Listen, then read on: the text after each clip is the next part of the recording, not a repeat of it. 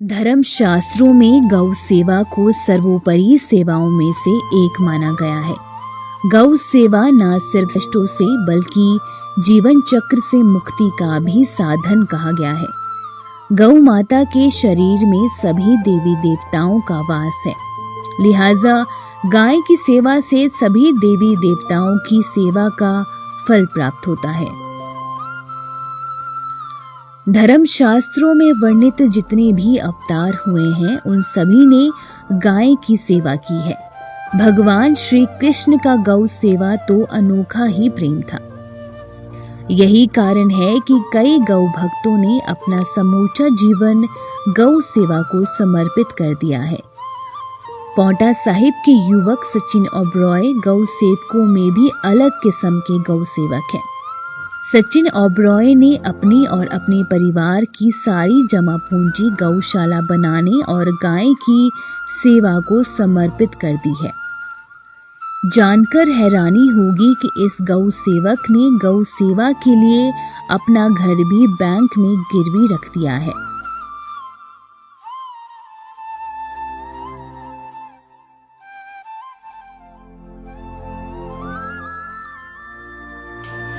अभी सर इस कार्य के लिए हमने अपने घर के ऊपर हाउस लोन लिया हुआ है और जो भी हमारे पास अपनी जमा पूंजी थी हमने फिलहाल उसमें सारी ही लगा दी है।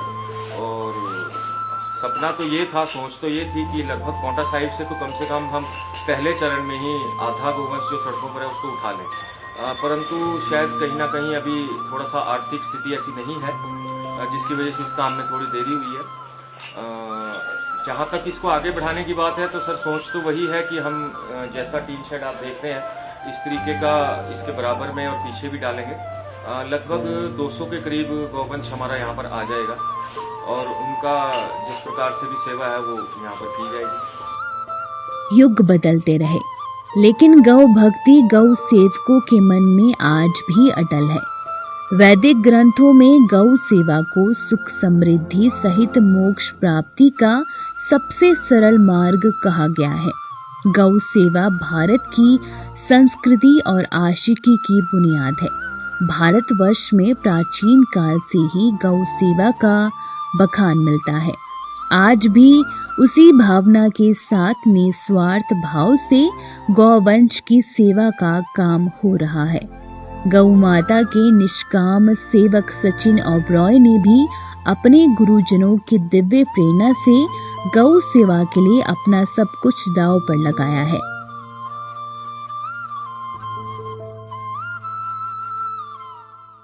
मुख्य उद्देश्य तो सर यही है कि गाय की सेवा होनी चाहिए और हम देखते हैं कि हमारे शहर पांवटा साहिब में भी लगभग सैकड़ों गौवंश सड़कों पर घूम रहा है, बीमार हो रहा है और मर रहा है सड़कों में। तो एक सोच थी, अभी से नहीं बचपन से थी।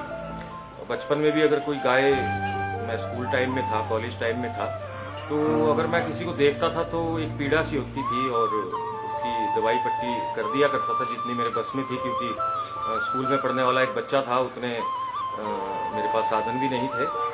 तो उसके बाद अब गुरु महाराज की कृपा से और ईश्वर की शायद यही इच्छा रही होगी कि मैं ये काम शुरू करूं और धीरे धीरे सोचते गए और हमने ये काम शुरू किया ताकि जो गौवंश हमारा सड़कों पर है, बीमार हो रहा है, उनको थोड़ा सा रहने की जगह मिल जाए और कम से कम टाइम से उनका पेट भर जाए और बीमार होकर के वो सड़कों पर ना मरे, क्योंकि गाय हमारे सनातन धर्म में, हिंदू धर्म में इसको माँ की संज्ञा दी गई है और बहुत ही पूजनीय इसको माना जाता है। इसके सारे जो पंच तत्व हैं वो सभी पूजनीय हैं। तो ऐसी पवित्र गौ माता की हम जो भी अगर छोटी सी तुच्छ सी सेवा भी कर सकें तो मैं समझता हूँ कि मैं बहुत भाग्यशाली हूँ। ईश्वर ने मुझे इस कार्य के लिए चुना है। सचिन ने देवभूमि हिमाचल में गौ सेवा का एक ऐसा पौधा रोपा है जो भविष्य में एक दिन बड़ा वृक्ष का रूप लेगा, जिसकी छांव तले सड़कों पर बेसहारा गौवंश को आसरा मिल पाएगा और यहाँ से शुरू होगा गौवंश की सच्ची सेवा और संरक्षण का रचनात्मक कार्य। हिमाचल प्रदेश के जिला सिरमौर के बहराल में गौवंश के संरक्षण और संवर्धन का कार्य चल रहा है। निस्वार्थ भाव से सामाजिक और धार्मिक कार्यों के लिए तत्पर रहने वाले एक शख्स ने ये बीड़ा उठाया। स्कूल में पढ़ाई के समय से ही गौरक्षा के लिए कुछ कर गुजरने का जुनून और अपने सहयोगियों के साथ मिलकर कई मर्तबा कई गौवंश को गौ तस्करों के चुंगल से मुक्त करवाया।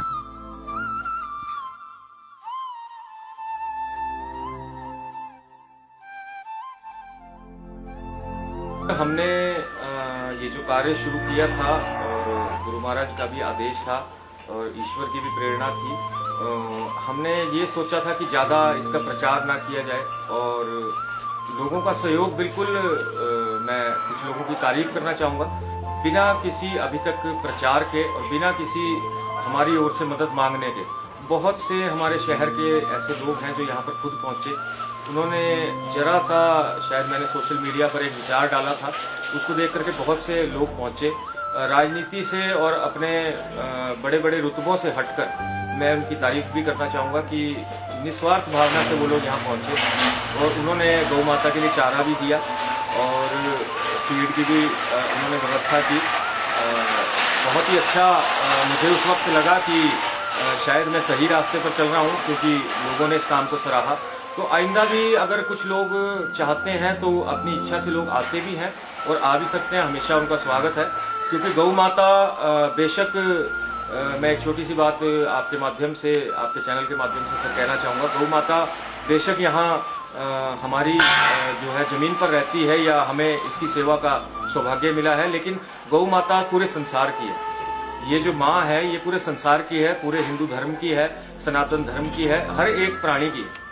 जो भी इसको माँ मानता है, जो इसका दूध पीता है, ये सबकी है।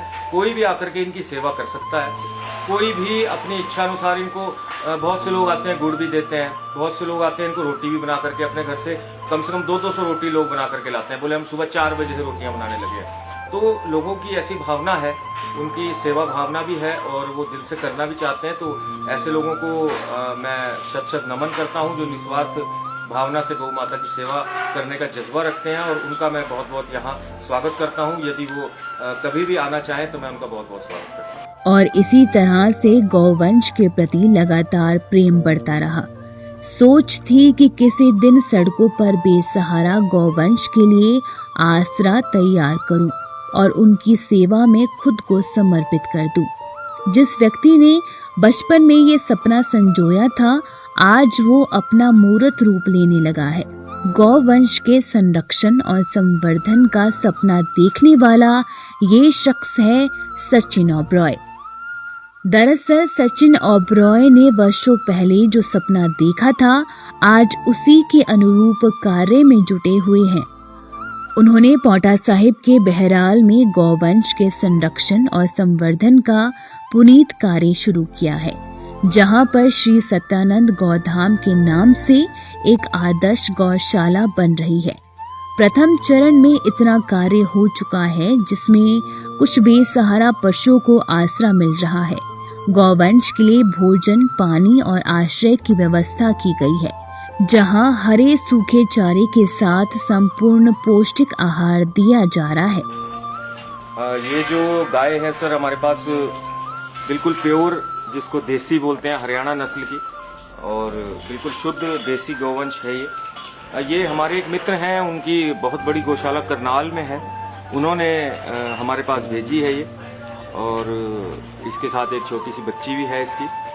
ये लगभग 3, 3.5, 4 महीने के करीब पहले ब्याई थी और अभी थोड़ा बहुत ये दूध भी देती है, आधा 1 किलो, क्योंकि देसी जो गोवंश होता है उसका दूध बहुत कम होता है, लेकिन उसके अंदर स्वर्ण की मात्रा होती है, A2 दूध होता है। तो ये बिल्कुल देसी शुद्ध है सर। इससे आगे जो आप गाय देख रहे हैं ये जामनीवाला से हमारे एक जानकार हैं, उनके आसपास कहीं घूमती थी, शायद दोबारा से ये ब्याह नहीं पा रही होगी या थोड़ी सी उम्र इसकी ज़्यादा होगी, जो भी कारण होगा। उन्होंने हमें कहा कि आप इसको रख लें, वहाँ हम भेज देते हैं, तो उन्होंने भेजा सर इसको वहाँ से। लाल रंग के ये कुंजा मतरालियों में बच्चे घूम रहे थे। एक पंडित जी हैं, उन्होंने देखा कि वहाँ ये बच्चे घूम रहे हैं और उन्होंने खुद टेम्पू में इनको लोड किया और जो है यहाँ इनको छोड़ करके गए हैं। उसके बाद सर ये वाइट और ब्लैक कलर की जो आपको गाय दिख रही है, ये सूरजपुर में घूम रही थी और एक कमरऊ से हमारे पास दी है। शायद कोई मजबूरी होगी पारिवारिक जो वो इसको नहीं पाल पाए। ये जो गाय आपको दिख रही है सर, ये भगानी से आई है, भगानी में ये घूमती थी। जो लाल रंग की देसी नस्ल की गाय, ये राजस्थानी है, प्योर राठी जिसको बोलते हैं। ये खिजराबाद में हमारे एक मित्र थे, उनके पड़ोस में किसी के घर में थी, बहुत बीमार थी। वहाँ मैंने खुद इसकी लगभग 3,000 रुपये की दवाई करवाई। ब्याने के बाद से ये बिल्कुल बैठ गई थी। अभी भी इसके पेट पर जो है वो बाल उड़े हुए हैं उस जगह पर, क्योंकि ये लगभग 1 हफ्ता बैठी नहीं थी। तो वहाँ से फिर मैंने उनको बोला कि यदि आप इसको पालने में असमर्थ हैं तो आप मुझे दे दीजिए, मैं ले जाता हूँ इसको। तो वहाँ से सर मैं इसको लेकर के आया था। दिक्कतें तो सर इसमें देखिए, कोई भी अच्छा काम हम करने लगेंगे तो उसमें दिक्कतें तो आती हैं सर, और थोड़ी नहीं, मैं मानता हूँ बहुत ज़्यादा आती हैं। लेकिन अगर हम डटे रहेंगे तो ईश्वर रास्ता जरूर हमें देता है। बेशक लोगों को शायद थोड़ी देर में समझ में आए कि क्या काम होने जा रहा है और क्या करना चाहते हैं, शायद ये इसको समझने में लोगों को थोड़ा टाइम लगे, लेकिन ईश्वर जरूर आपके दिल की भावना देखता है और आपके लिए रास्ते बनाता रहता है। हाल ही में करीब 1.5 वर्ष हो गया है और हमारी शादी भी हुई थी। उसके बाद निश्चित तौर पर परिवार को भी काफ़ी समय देना होता है, लेकिन उसी दौरान हमने यहाँ के कंस्ट्रक्शन का काम शुरू कर दिया था, तो फिर मैं दिन रात यहीं रहता था और काफ़ी समय यहीं पर निकल जाता था। और लगभग 6 महीने में फिर बीच में कोरोना काल भी आ गया, तो परिवार के लिए भी आपको सेक्रीफाइस तो करना पड़ता है। हाल ही में ईश्वर ने, माँ जगदम्बे ने एक पुत्र भी दिया है। अभी जब से हॉस्पिटल से छुट्टी हुई है, लगभग 6 दिन से मैं दिन रात यहीं हूँ, उसको मिलने भी नहीं जा पा रहा हूँ। तो क्योंकि फिर वहाँ मेरी ये सोच है कि इंसानों के लिए तो कोई ना कोई हाथ बढ़ा देता है, पर ये जो बेजुबान हैं ये तो खुद अपना घास भी नहीं खा सकते, इनको तो देना ही पड़ेगा। ये अपना मुंह के सामने पड़ा पानी भी खुद नहीं पी सकते। हमें इनकी सेवा करने का अगर अवसर मिला है तो हमें वो निश्चित तौर पर करनी चाहिए, उससे टलना नहीं चाहिए। मेरी तो ये सोच है।